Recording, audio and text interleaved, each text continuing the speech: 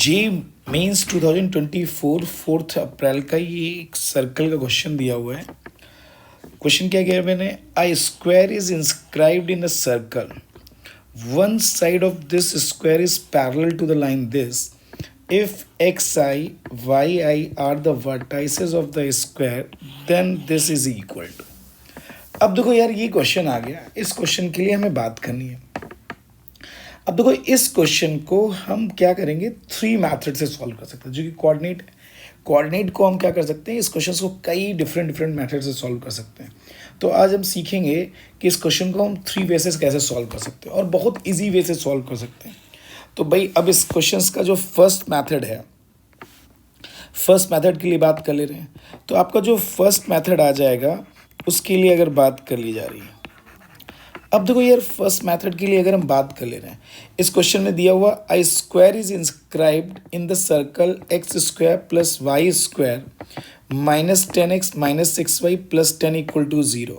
ठीक है, अब देखो ये क्वेश्चन दिया है x square plus y square minus 10x minus 6y plus 30 equal to 0 given. तो अगर हम सेंटर ऑफ सर्कल के लिए बात कर लें तो भाई इसका जो सेंटर आएगा वो कितना आ जाएगा, 5,3 आ जाएगा। और जो आपका रेडियस आ जाएगा, रेडियस की जो वैल्यू आ जाएगी वो आपकी कितनी आ जाएगी, देखो 5 स्क्वायर 25 प्लस 9 और माइनस 30 आ गया, तो रेडियस कितना आ जाएगा, 2 आ जाएगा। अब देखिए फर्स्ट मेथड ये हुआ, मैंने क्या कहा इस क्वेश्चंस के लिए कि भाई एक सर्कल गिवन है। अब देखो इस पे वर्टाइसेस दिए और उसने कहा ये जो साइड है वो उसके पैरेलल दिया हुआ है। अब देखो इसको हम ऐसे कर सकते हैं कि भाई ये एक सर्कल गिवन है आपका, ठीक है, एक सर्कल गिवन है, ये आपका एक सर्कल आ गया, ठीक, ये सर्कल आ गया। अब इस सर्कल में क्या गिवन है, वर्टाइसेस गिवन। देखो ये कोई स्क्वायर ऐसे बना दिया और देखो सेंटर कितना दिया है, 5,3 दिया हुआ है। सर्कल का सेंटर कितना दिया है, 5,3 गिवन है, ये 5,3 गिवन है। अब देखो इसके इनसाइड कोई स्क्वायर ऐसे गिवन है। अब देखो ये स्क्वायर गिवन था, ये आपका स्क्वायर आ गया, इसके वर्टाइसेस आ गए A B C and D. इसका कोऑर्डिनेट कितना आ गया, x1 y1 गिवन है, x2 y2 गिवन है और x3 y3 गिवन है एंड x4 y4 गिवन है। अब देखो ऐसे कोऑर्डिनेट्स आ गए x4 y4 गिवन है। अब इस टाइप के क्वेश्चंस हमें सॉल्व करना है। देखो ये क्वेश्चन गिवन था तो मैंने कहा यार ये 5,3 दिया है, ए गिवन है, बी गिवन है, सी गिवन है, डी गिवन है। अब देखो हमें ये क्या करना है इस क्वेश्चन में, देखो विदाउट कुछ भी किए हुए, क्योंकि मुझे ये फाइंड आउट करना था इसके साइड्स इस लाइन के पैरेलल है। मैंने कहा कुछ भी क्वेश्चन दिया होता इन सब के लिए ये क्वेश्चन आया था। देखो अच्छा ये बताओ, अगर ये स्क्वायर गिवन है तो डायगोनल्स क्या करते हैं, बाइसेक्ट करते हैं और परपेंडिकुलर बाइसेक्ट करते हैं, ठीक। यानी इसका मीनिंग हमें ये पता है कि x1 प्लस x3 का जो मिड पॉइंट आएगा बाई 2 इज इक्वल टू 5 आ जाएगा एंड y1 प्लस y3 की वैल्यू भी कितनी आ जाएगी, बाई 2 की वैल्यू 3 आ जाएगी। तो यहाँ से x1 प्लस x3 की वैल्यू हमारी कितनी आ गई, 10 एंड y1 प्लस y3 की वैल्यू हमारी कितनी आ जाएगी, 6 आ जाएगी।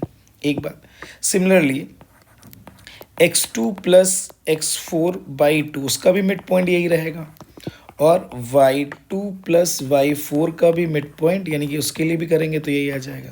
तो यहाँ से x2 प्लस x4 की वैल्यू भी कितनी आ गई, 10 एंड y2 प्लस y4 की वैल्यू कितनी आ जाएगी, 6 आ गई। देखो हमें इन सब की वैल्यूज फाइंड आउट होगी। अब आपने कहा यार ये जो स्क्वायर गिवन है, देखो स्क्वायर पे ये वर्टाइसेस हैं, तो देखो ये सर्कल जो है, ये जो वर्टाइसेस है वो स्क्वायर के हैं और वो सर्कल पे लाई कर रहे हैं। तो all the vertices lies on the circle. तो इट मीन्स यहाँ पे x1 square plus y1 square minus 10x1 minus 6y1 plus 30 हो जाएगा इक्वल टू 0। सेम पैटर्न पे x2 square plus y2 square minus 10 x2 minus 6y2 plus 30 हो जाएगा। अब देखो ये जो मैं समझा रहा हूँ आपको, अगर आपको चीज़ें अप्रोच पता है तो ये क्वेश्चन सेकंडों में सॉल्व हो सकता है, ठीक है। चूँकि मैं आपको समझा रहा हूँ तो इसलिए थोड़ा सा टाइम लग रहा है। और -10 x3 -6y3 plus 30 equal to क्या आ जाएगा, 0 आ जाएगा। इसी तरह से x4² plus y4² -10x4 -6y4 plus 30 equal to 0 आ गया। अब देखो मैंने क्या किया, इन सबको ऐड कर दिया। इन सबको जैसे ऐड कर, चूँकि मुझे सिग्मा दिस चाहिए था, तो ये देखो क्या आ गया, sigma x is i² plus y(i²), और i की वैल्यू कहाँ से कहाँ तक आ गई, 1 से लेके 4 तक आ गई। अब देखो ये -10 कॉमन लिया तो ये x1 plus x2 plus x3 plus x4 आ गया।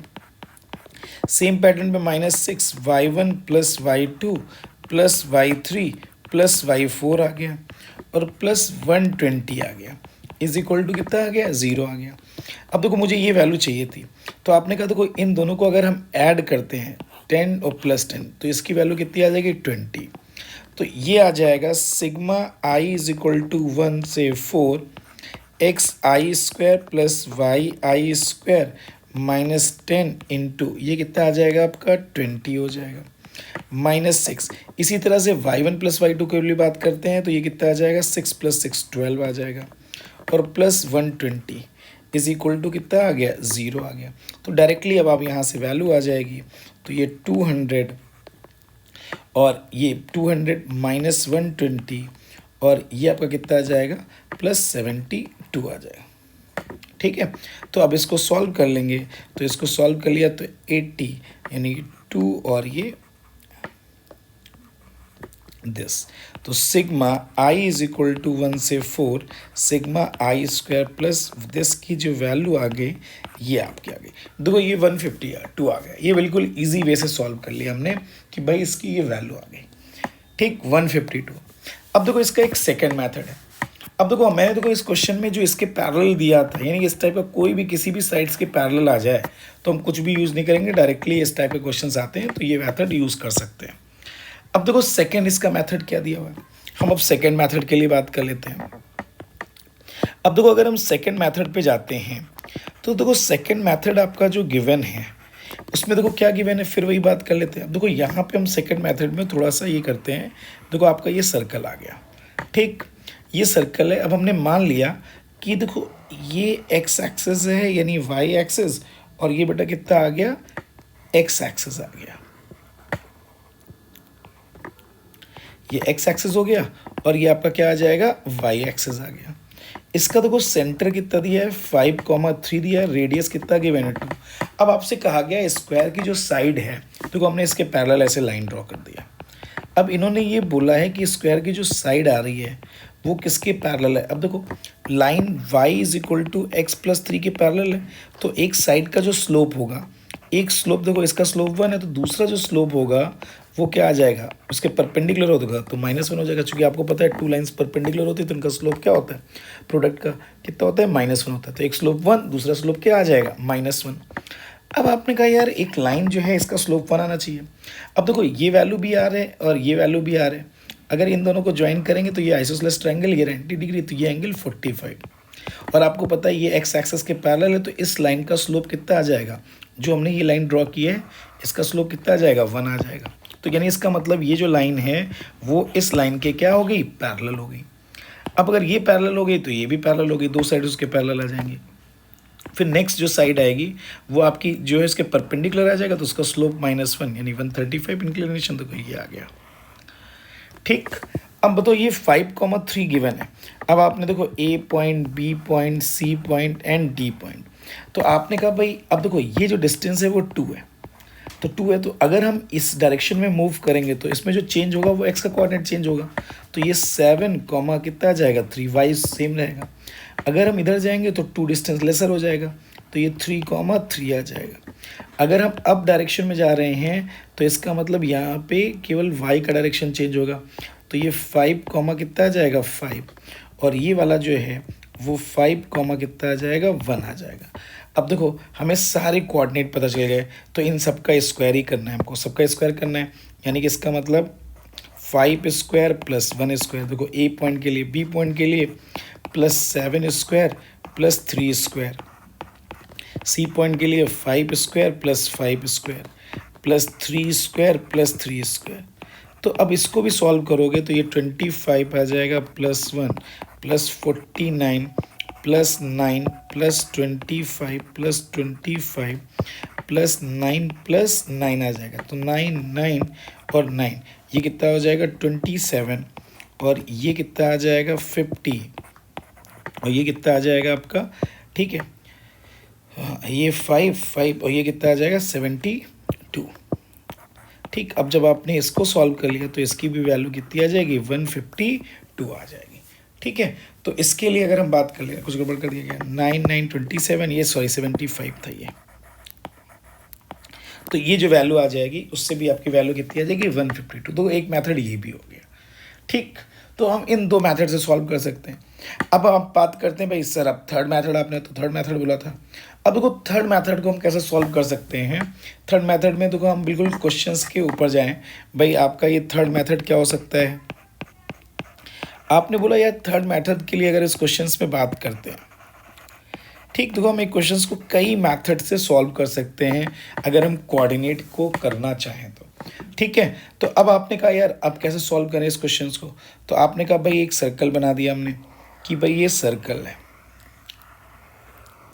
ठीक, अब देखो ये सर्कल गिवन है तो उसमें ये कह रहे हैं कि भाई जो स्क्वायर गिवन है, भाई ये हमने स्क्वायर बना दिया ऐसे,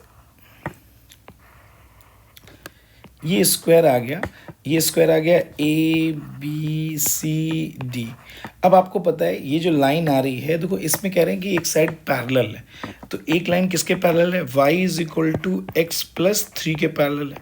तो अब हमने ये मान लिया कि इस लाइन का इक्वेशन y = x+ कितना आ गया C1, तो इस लाइन का इक्वेशन कितना आ जाएगा x+C2 आ गया।